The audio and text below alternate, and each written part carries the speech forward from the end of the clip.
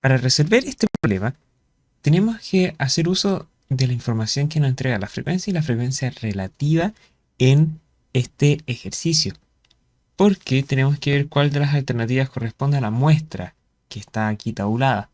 Y esto de la frecuencia y la frecuencia relativa es la siguiente conclusión que vamos a hacer, que si la frecuencia de 2 equivale a 2 décimos, que es 0,2, ¿cuánto va a equivaler en términos el total, que es 1? O sea, tenemos una regla de 3 donde si pasamos multiplicando me queda 2 y esto va a ser igual a 2 décimos de x. Y ahora si yo multiplico por 10 y divido por 2, me va a quedar 2 por 10 partido 2. Y esto va a ser igual a x. Simplifico las dos y me queda que x es igual a 10. Ah, perfecto. Entonces, lo que me está diciendo esto es que si la frecuencia relativa es 1, yo tengo que amplificarlo por el total. Y me va a quedar que es 1 en la frecuencia. Este también por 10, me queda que es 3. Y este por 10 de nuevo. Y me queda que es 4. O sea, efectivamente hay un 0, dos unos, 3 2 y 4 3, siendo C la respuesta correcta. Para resolver este ejercicio, donde nos presentan la cantidad de niños en un centro médico, tenemos que fijarnos cómo se distribuye el total que hay, que son 19. O sea, tenemos que sumar la cantidad de frecuencias, que son las cantidades de niños, de las distintas edades. O sea, me va a dar 1 más m más 4 más n, y todo eso tiene que ser 19. O sea, esto es 5 más m más n es igual a 19. Y eso finalmente es m más n, que es igual a 14. Muy bien, tenemos la primera relación con m y n. Porque después dice que la diferencia entre las cantidades de niños que tienen 4 y 2 años, precisamente la que estamos buscando, es a lo más 2. Suponiendo que como n es mayor a m, este a lo más me dice como mucho, o sea, al máximo, o menos, a lo más. Entonces la segunda relación que tenemos con m y n es que n menos m es a lo más menor o igual a 2. Súper. Con eso tenemos ya dos, si se quiere, dos relaciones que vinculan a nuestras incógnitas en este caso y nos hacen la pregunta, ¿cuál es el valor de m? O sea, el valor más chico. Tendríamos que hacer dos cosas. Podemos, uno, hacer reducción de este sistema, o de otra forma ir probando con cada una de las alternativas. Yo voy a preferir el primer método, que es aplicar la reducción de ecuaciones. En este caso es una inecuación, pero de todas formas podemos trabajarla como una ecuación, donde si hacemos la reducción de estos sistemas, me simplifica las m, y por eso voy a sumar esto como m más n menos m menor o igual, ojo, porque esto puede ser igual, que sería como una ecuación, o menor, que sería como una desigualdad, a 14 más 2. Las m se me van, y que 2n es menor o igual a 16. O sea, n es menor o igual a 8. Ok, tenemos varias condiciones. Ya sabemos que la 11 no puede ser, en el sentido de que si n es menor a 8 y n es mayor a m, ya no podría ser este.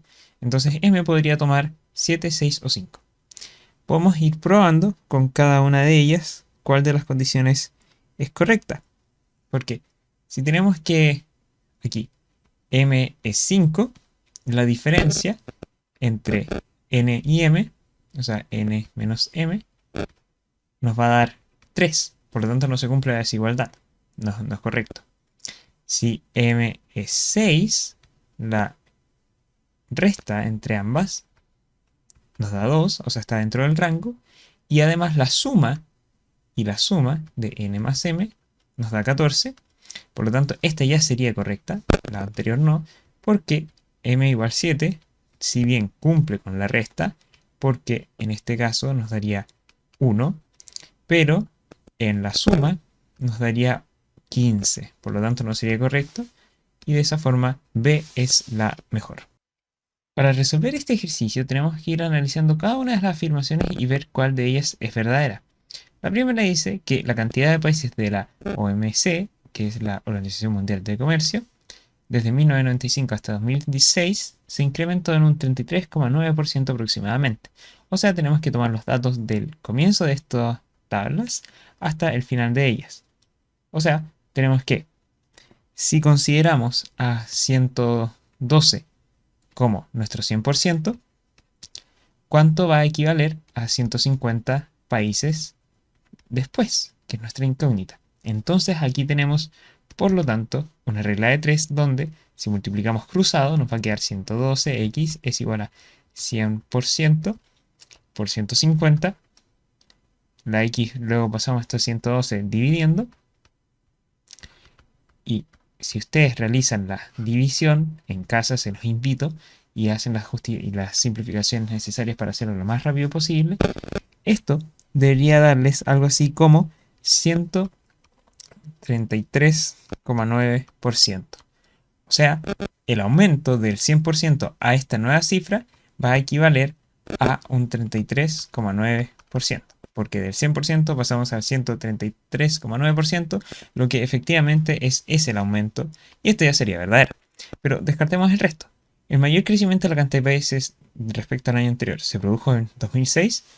No, porque aquí hubo un aumento de solamente más 1, en tanto, por ejemplo, del 95 al 96 hubo la mayor diferencia de 112 a 128, o sea, la diferencia de países que se metieron a esta organización, como pueden ver, es de 16, lo cual es bastante más. Entonces, esta es falsa. ¿En los 4 últimos años el crecimiento de la cantidad de países fue constante? No, tampoco, porque aquí aumentamos de 2, después en 1, y después en 1, y en el otro también de 2, así que no es la misma tasa de crecimiento. Y entre 1999 y el año 2000 hubo un 5% de incremento en países de la OMC, y de nuevo tenemos que hacer el mismo ejercicio. Si tomamos el año anterior como el 100%, o sea, 135 es el 100, y 140 es nuestra incógnita, por lo tanto, x, si ustedes hacen el despeje como lo hicimos antes, y llegan a esta expresión, debería darles un número cercano a 103,7%. Por lo tanto, el incremento es de un 3,7% y no de un 5%. O sea, A efectivamente es la correcta.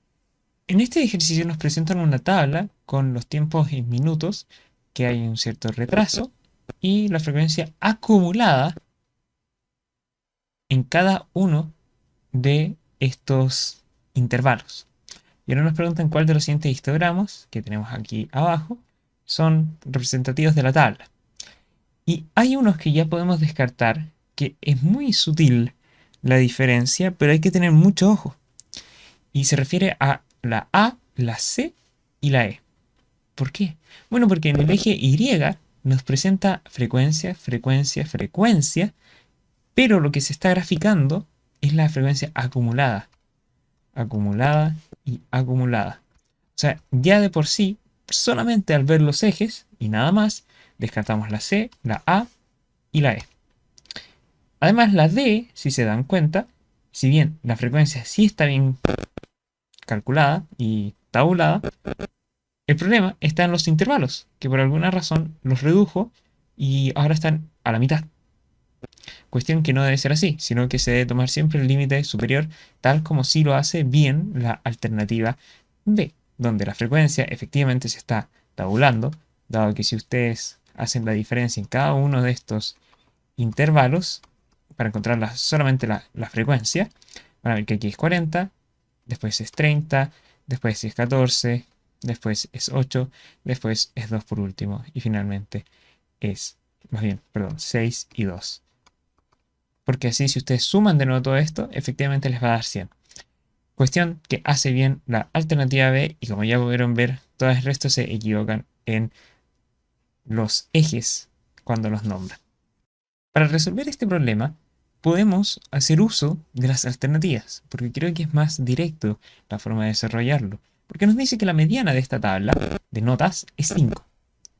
Y nos preguntan cuál de los siguientes valores podría ser X. El frecuencia, que es de la nota 5. Entonces, voy a considerar una siguiente tabla de la frecuencia acumulada, que va a ser, como entonces dice el nombre de esta variable, sumar las distintas frecuencias de tal manera de conseguir así mi última frecuencia acumulada. Y las siguientes tablas, más bien las columnas que voy a estar anexando a las principales, van a ser respecto a cada una de las alternativas. O sea, la alternativa A, la alternativa B, la alternativa C y la alternativa D.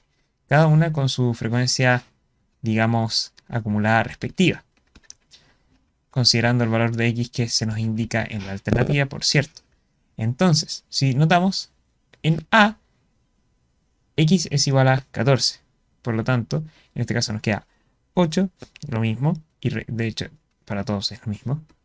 Pero en la siguiente va a cambiar en el resto también, porque aquí nos va a quedar 8 más 14, que es 22, y 22 más 9, que va a ser 31, más 12, que va a ser 43. Ahora si hago lo mismo para el resto de las alternativas, va a quedar 21, 30, 42, 8, 15, 24, 36 y finalmente 14, 23 y 35. De esta forma podemos ir notando que la mediana, que está justo a la mitad de la muestra, que en este caso va a ir variando, aquí 43, 42, 36, 35, siempre va a estar a la mitad. O sea, la mitad de esta muestra, que es impar, va a estar en la posición 22. Esta va a estar en las posiciones 23, más bien 22, 21 quiero decir, y 22. Esta va a estar en las posiciones 18, 19 y esta va a estar en la posición 18. Recordar que cuando es par tenemos que considerar la mitad del total de la muestra y la siguiente posición. En tanto cuando es impar tenemos que solamente considerar la posición total de los datos más 1. O sea, le sumo al 43 1 y lo divido por 2. Muy bien. Entonces con eso en mente podemos ir notando lo siguiente. Que la posición 22, justo en la alternativa A, cae en las notas 5, o sea, esta nos sirve.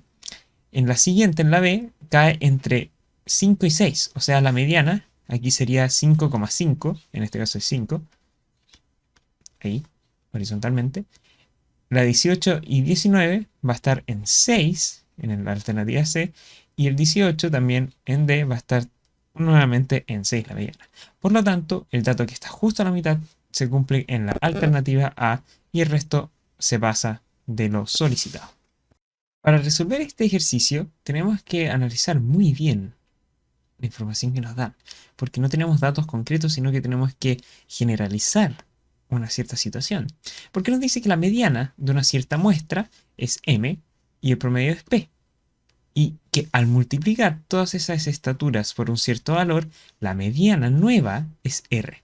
Entonces, ¿cuál de las siguientes expresiones representa el nuevo promedio? Es curioso porque como la mediana va a ser una representación del orden de los datos, si todos los datos aumentan en una cierta cantidad, el dato que antes era la mediana va a seguir siendo el mismo, pero amplificado en esa cantidad.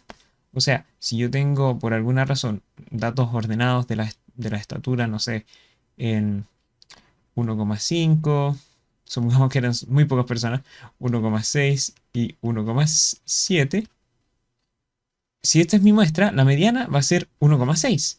Y ahora si yo las amplifico por un valor, no sé, 2, la mediana va a seguir siendo la mediana porque está justo al medio ordenado, pero simplemente amplificada por ese valor adicional que le pusimos. O sea, va a ser 2 veces, en este caso es como el valor que amplifico, por el valor de la mediana original. Entonces, basándonos en este ejemplo simple para ejemplificar qué va a estar pasando, vamos a llamar K a ese valor 2 que pusimos a cada ejemplo por la mediana original, que es m, y eso tiene que ser igual a r. O sea que en este caso vendría siendo 3,2 en nuestro ejemplo. O sea, k, el valor que estoy amplificando, es r partido m. Importante saberlo. Porque después en el promedio, si nosotros tomamos el promedio original de O, va a ser igual a el dato A más el dato B más el dato C más el dato punto punto punto, así hasta el dato Z, que puede ser infinito, qué sé yo, hasta muchos datos más allá, partido todo esto en una cierta cantidad que le vamos a llamar el total de datos, P. Y luego, el promedio prima nuevo que se vaya a llamar va a ser tal que cada dato va a estar amplificado, o sea, va a ser K por A más K por B más K por C más punto punto punto más K por Z. En tanto, el total sigue siendo el total de los mismos datos, es la misma muestra, solamente que está amplificada, por eso no cambia. Y ahora pueden darse cuenta que podríamos factorizar por término común K, porque en cada dato va a estar este factor amplificando. O sea, me va a quedar K de, paréntesis, A más B más C más punto punto punto más Z, todo eso partido por T. Y si se dan cuenta, esta expresión no es nada más ni nada menos que el promedio original. Ah, fantástico. Entonces nuestro promedio nuevo va a ser K por el promedio original. Y el promedio original nos dice el enunciado que es igual a P. O sea, esto va a ser igual, y lo voy a poner aquí abajito, a K por P. Pero sabemos que K no es cualquier valor, sino que ya lo encontramos aquí arriba con el ejemplo que usamos antes. K en verdad es RM y esto está amplificado por P. Por lo tanto, D es nuestra alternativa correcta. En este problema debemos analizar cuál de los siguientes desarrollos nos permite encontrar correctamente el promedio de la cantidad de mascotas que han tenido estas personas adultas, notando aquí la tabla adjunta. Recordar que el promedio, denotado por esta barra X o X barra, va a ser igual a la sumatoria, o sea, sumar todas las frecuencias por el dato en cuestión, o sea, en este caso sería multiplicar 0 por 5, más 1 por 0, más 2 por 7, 3 y así, partido el total de datos. O sea, las frecuencias en esencia, sumar todas las frecuencias, porque eso es la cantidad de datos que se registraron. Entonces, si analizamos la A, vemos que está incorrecta, porque no está considerando la cantidad de mascotas que estamos llevando a cabo, solamente la frecuencia. Y abajo hizo la división de las variables, lo cual no es correcto. Después la B pareciese estar bien, porque en el denominador suma todas las frecuencias para llegar al total, en el numerador amplifica cada dato por su frecuencia, pero por alguna razón este 0 por 5 lo pone igual, y sabemos que cualquier cosa multiplicada por 5 tiene que ser 0, entonces esta no es correcta. El siguiente ejemplo que nos da la alternativa es el correcto, al fin y al cabo, porque si nos damos cuenta, el 0 por 5 se va, el 1 por 0 se va, y me quedan el 2 por 7, el 3 por 6, el 4 por 5 y el 5 por 7, y la cantidad de frecuencias en el denominador, que está súper bien. En tanto, la D es incorrecta porque solamente considera el 6, y sabemos que el total de los datos es la suma de las frecuencias, como lo hace la alternativa C. Entonces, esa es la correcta en este ejercicio. En este problema nos ponen una tabla adjunta y simplemente nos solicitan ver cuál de las afirmaciones respecto a medidas de posición son correctas en este caso. Entonces podemos ir analizando cada una de ellas. Pero primero, siempre cuando analicemos este tipo de medidas, tenemos que encontrar la frecuencia acumulada. O sea, sumar cada una de las frecuencias de manera ordenada. O sea, 6, después más 4 me da 10, más 5 me da 15, más 5 me da 20. Por lo tanto, esa es nuestra frecuencia acumulada que nos sirve para posicionar y ubicar correctamente los distintos cuartiles, percentiles que nos están preguntando. En este caso ya podemos descartar la B y la D porque, dado que se encuentran aquí las variables en intervalos, digamos, acotados, no podemos dar un número certero con respecto a la mediana, porque no sabemos cómo se distribuyen los datos dentro de cada uno de estos intervalos. puede ser que, por ejemplo, acá solamente hayan 22. O sea, 4 veces 22. Y eso va a estar correcto porque en este intervalo se consideran 22 hasta 24 y sin considerarlo. O sea, que lo que aquí está haciendo el problema es tomar como mediana la frecuencia y no el dato o la variable que estamos considerando. Eso ya de por sí podemos descartarlo. En el otro caso, tenemos que ir analizando los cuartiles, que dice que el primer cuartil está en los datos de 22 a 24, el segundo intervalo. O sea, lo que tenemos que hacer, dado que tenemos una cantidad par de datos, es, para el cuartil 1, considerar lo siguiente. Es el total de datos por 1, que es el cuartil, partirlo por 2, eso me va a dar 10, y también considerar el siguiente dato a ese, o sea, el onceavo. Por lo tanto, los datos que estén en la posición 10 y 11 serán nuestra mediana. Pero en este caso, eso ocurre tanto en el intervalo 22 a 24 como en el 24 a 26. Entonces no solamente están en este intervalo. Por lo tanto, y esa es incorrecta y tenemos que la C por descarte es la correcta, pero veamos por qué. Entonces, el percentil 80 hacemos algo similar, donde en este caso el total de datos por el percentil que queremos, que es 80, lo dividimos en 100, porque el percentil divide la muestra en 100 partes. Podemos notar que aquí podemos simplificar este 0 con este 0 y este 0 con este 0, y me va a quedar 16. Además, como es una cantidad par, debemos considerar el siguiente dato, que es el 17. O sea, el dato que está en la posición 16 y 17 serán nuestra mediana.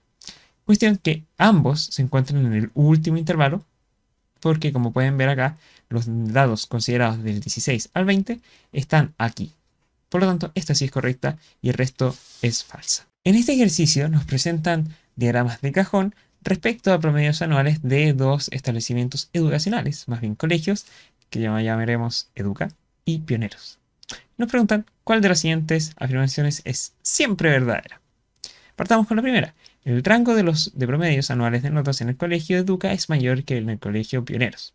El rango quiere decir la diferencia entre el primer dato y el último, la diferencia positiva. Entonces vemos que en el colegio Educa el rango va a corresponder a 6,1 menos 5,1, que eso es igual a 1. En tanto en el colegio Pioneros eso tiene que ver con 5,9 menos 5,2, lo cual es igual a 0,7.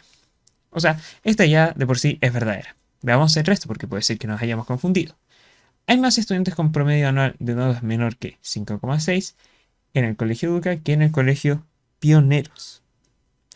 Si nos damos cuenta, recordamos que la rayita que está dentro del cajón de este diagrama va a corresponder al 50%.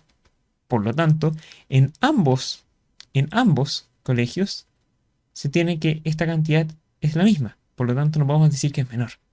Entonces es falsa. Los estudiantes de ambos colegios tienen el mismo promedio anual de notas. Eso no lo podemos conocer porque esto nos entrega la distribución de todas las notas dentro de los grupos del colegio, porque aquí recordar que el cajón nos dice el 25% está acá, el 25% está acá, el 25% está acá y el otro 25% está acá. Por lo tanto, los estudiantes en ambos colegios tienen el mismo promedio anual de notas.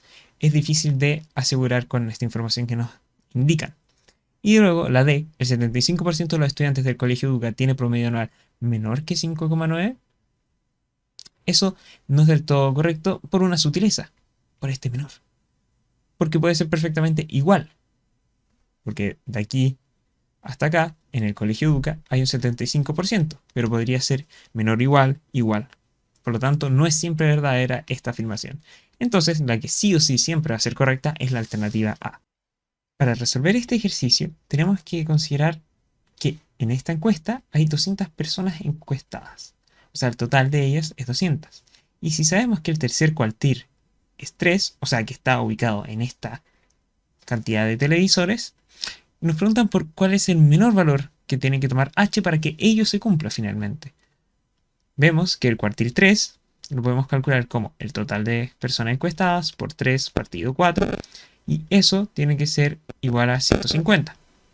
Luego, si hacemos la suma, de las frecuencias acumuladas, porque siempre tenemos que considerar las frecuencias acumuladas para ver las posiciones. Aquí hay 48, aquí hay 120, aquí hay 120 más h, y aquí hay 120 más h más t. ¿Ok? Y todo eso tiene que ser igual a 200. Pero el punto es que ya con A y B no podemos decir que eso es correcto porque nos pasaríamos del total de personas encuestadas, sería imposible. Pero si consideramos que h es 30, justo si h es 30 aquí, la frecuencia en esa parte acumulada nos va a dar 150, o sea, nos sirve. Porque la alternativa siguiente nos daría 149. Por lo tanto, eso estaría en la posición siguiente, que sería 4 televisores. Entonces, esa no es correcta. Entonces, la más correcta es C, pero de todas formas llama la atención que el cuartil consideramos solamente la primera posición para encontrar esta respuesta. En este problema, que nos dicen la probabilidad de elegir un hombre vegetariano, tomando al total de la población al azar. ¿Y cómo es la población? Bueno, nos dice que hay 1000 personas. O sea, 760 por acá, 760 son mujeres, y en consecuencia el resto deben ser hombres, que ellos deben sumar 240 para que entre ambas sumen 1000. Y sabemos que la tercera parte de los hombres son vegetarianos. O sea, la tercera parte de 240 es 80. Y el resto no sabemos qué puede ser, pero no importa. Porque aquí sabemos que los vegetarianos en el total de la población y que sean hombres son 80. Y como sabemos que la probabilidad de cualquier cosa es el número de casos favorables o que cumplen con la condición, partido el total de casos, entonces nuestra probabilidad va a quedar como 80, que corresponde a la cantidad de hombres vegetarianos, partido el total, que como nos hacen elegir de la población en su total, tenemos que considerar los 1000. Y ahora, si nosotros simplificamos esto, este 0 se nos va con este 0, y después vamos a simplificar por 4. Si dividimos esto por 4, dividimos esto por 4, nos va a quedar que esto es 2 partido 25. O sea, la alternativa correcta es la letra C. Para resolver este problema, tenemos que recordar qué es una probabilidad. Recordar que la probabilidad de algo es el número de casos favorables o que cumplen con cierta característica que estamos buscando, partido del total de posibles casos que están dentro de nuestra población. Eso es importante porque en este caso nos presentan una urna que tiene 13 bolitas y 6 son defectuosas. O sea, las 13 defectuosas son 6 y las que son buenas, las que están bien, son 7. Porque ahora nos preguntan, si sacamos de este total 4 sin reposición y sin orden, o sea, una vez, por así decirlo, y sin importar en qué mano yo lo saco, si elijo de tal o cual forma, cuando haga las 4 extracciones, solo me importa elegir las bolitas, ¿cuál es la probabilidad de que ninguna resulte defectuosa? De esto podemos notar que en esencia nos están preguntando por la probabilidad de hacer lo siguiente. Primero, sacar una bolita que no esté defectuosa. Por lo tanto, es 7 partido 13. Porque hay 7 casos favorables de un total de 13. Y tenemos que multiplicar esta probabilidad con la siguiente extracción, porque es una sucesión de eventos, por principio multiplicativo. Ahora el número de casos se redujo, porque como no hay reposición, tenemos que hacer 6 partido 12, porque el total se redujo en 1, al igual que los casos favorables. Al igual que, de nuevo, tenemos que repetir este proceso 2 veces más, porque se hacen 4 extracciones. Ahora bien, en las alternativas tenemos la respuesta en función de combinatoria. Pero, si ustedes se dan cuenta, podemos notar que esto también lo podemos escribir si usamos la combinatoria de 7 sobre 4 partido 13 sobre 4. ¿Por qué? Bueno, ¿qué significa esto? Esto nos quiere decir que de las buenas sacamos 4, partido en un total, en un posible espectro de posibilidades, que tenemos solamente las bolitas y también estamos sacando 4. O sea, lo que hicimos acá es ver la cantidad de casos favorables, o sea, de que solamente saquemos 4 buenas y partido en todos los posibles casos de que dentro de todas nuestras bolitas saquemos 4. Por eso la alternativa E es la correcta. Y si ustedes lo desarrollan ahora con la fórmula de la combinatoria, quiero decir que si tomamos la alternativa acá, 7, 4, partido 13, 4, esto es lo mismo que 7 factorial partido 7 menos 4 factorial por 4 factorial partido 13 factorial partido 13 menos 4 factorial por 4 factorial. Este 4 se me va con este 4 y la expresión finalmente me queda. Si yo al tiro ordeno esto con nuestra técnica de las fracciones inversas, me queda en el numerador 9 factorial por 7 factorial dividido 13 factorial por lo que vendría siendo 3 factorial. Podríamos descomponer un poco más este 13 de tal forma que nos quede así, como 9 factorial por 7 factorial, como 13 por 12 por 11 por 10 por 9 hasta 9 factorial por 3 factorial, para así simplificar estos factoriales. Y el 7 factorial lo vamos a descomponer un poquito más en 7 por 6 por 5 por 4 por 3 factorial. Dejémoslo ahí. Nos queda 13 por 12 por 11 por 10 por 3 factorial. Simplificamos los factoriales y efectivamente nos da la misma expresión que encontramos al calcular la probabilidad en sí misma. Para realizar este ejercicio tenemos que hacer las consideraciones que tiene Mauricio, que nos dice que tiene H libros de historia, F de filosofía y B de biología, donde todos son distintos de uno y obviamente mayores que eso, si no, no tendría esos libros, y nos necesita ordenar de una repisa, de una fila, de tal manera que los de una misma disciplina queden juntos. O sea, si tengo acá los de, qué sé yo, los de historia, por aquí tengo los de filosofía y por acá tengo los de biología, quiero que ellos queden juntos, ordenados. ¿Cuál de las siguientes expresiones representa la cantidad total de maneras distintas en que Mauricio puede hacer esto? Bueno, la cosa es que primero debemos considerar que el orden en que están cada una de las secciones puede variar. O sea, historia podría estar al medio, filosofía podría estar a la derecha y los de biología podrían estar aquí al principio. Y esto podríamos hacerlo distintas veces, de hecho 6 veces de manera distinta, cuestión que se representa primero en un 3 factorial. O sea, tenemos 3 posibles ordenamientos en términos tan solo de agruparlos de distintas formas, si están al medio, a la izquierda o a la derecha. Muy bien, eso ya nos da un indicio de cuál podría ser nuestra alternativa correcta, descartando la A y la C. Pero ahora bien, luego tenemos que en cada una de estas secciones, donde H es una cantidad de libros, tenemos H distintas permutaciones u ordenamientos que hacer entre ellos mismos. Después F ordenamientos, que es un factorial, y B ordenamientos entre sí. Y todo esto debe estar multiplicado por principio multiplicativo, porque ocurren a la vez en una misma serie de eventos. O sea, es el ordenamiento de H y el ordenamiento de F y el ordenamiento de B y el ordenamiento de las secciones. O sea, este es el orden de los libros en sí mismo y este es de las secciones.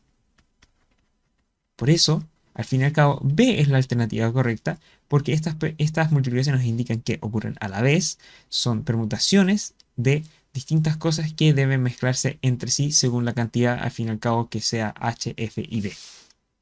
Para resolver este ejercicio, que nos hablan de una encuesta sobre la cantidad de televisores que tiene una población en sus casas. Y nos hacen la pregunta sobre determinar que ésta tenga exactamente 3 televisores. Vemos cuál de las siguientes afirmaciones por sí solas, o ambas juntas, o por separado, nos permite llegar a la solución, o incluso necesitaremos más información. La cosa es que ya podemos dar un indicio de qué podemos responder, porque nos dice que debemos ver cuánta es la probabilidad de que tenga exactamente 3 televisores. Pero nos preguntamos, ¿cómo se encuestó esto? No sabemos cómo está ordenada la encuesta. Si hicieron la encuesta desde 0 hasta 10, desde 0 hasta 1, de 0 hasta 3, digamos. Entonces, tenemos que tener bastante información respecto a cómo se desarrolló esta encuesta para ver cuándo es exactamente igual a 3. Porque lo que nos ocurre es que en la 1 nos dice, al elegir una casa de la población al azar, la probabilidad de que ésta tenga 4 más televisores es de 0,17. Y aquí el problema no es el valor o lo que nos está indicando, sino que no conocemos cómo se distribuye el resto de la encuesta. No sabemos cuál es la tabla con la cantidad de 0, 1, 2, 3, 4, 5, tanto televisores en la población. Entonces esa es la información que más nos importa. Cómo se distribuye esta tabla que se realizó en la encuesta. Porque la 2 es el mismo problema, pero ahora tenemos la probabilidad de que sea 2 o menos. Por tanto, tampoco nos sirve por sí sola. Pero ambas juntas ocurre algo interesante, porque con ambas juntas tenemos la probabilidad de que sea 2 o menos, o sea, todo esto tiene que ser 0,62 y de 4 hacia la cantidad de televisores que hayan encuestado, tiene que ser 0,17. Y como sabemos que una probabilidad sí o sí debe sumar 1, si sumamos estos dos datos, ya podemos obtener el valor de exclusivamente 3 televisores porque las otras cantidades ya están cubiertas por lo que nos dice el enunciado. O sea, ambas juntas nos permite, haciendo una resta de probabilidades, llegar a cuánta gente exactamente es la probabilidad de que tenga 3 televisores.